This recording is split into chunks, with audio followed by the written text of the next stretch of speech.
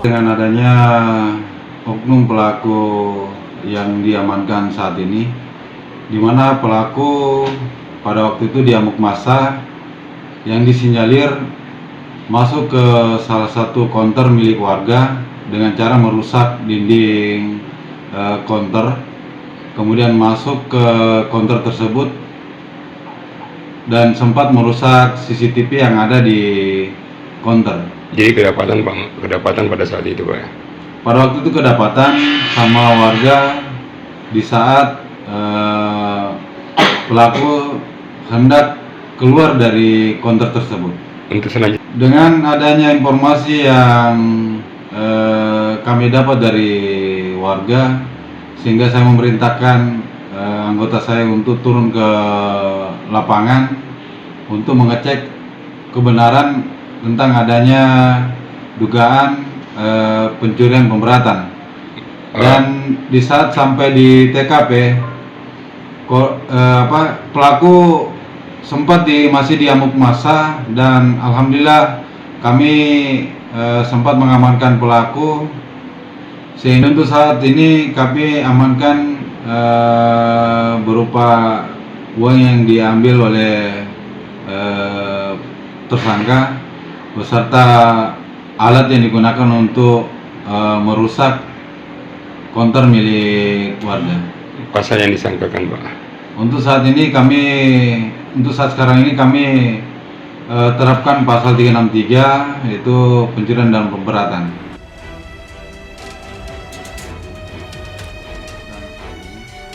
Di mana pelaku pada waktu itu diamuk massa.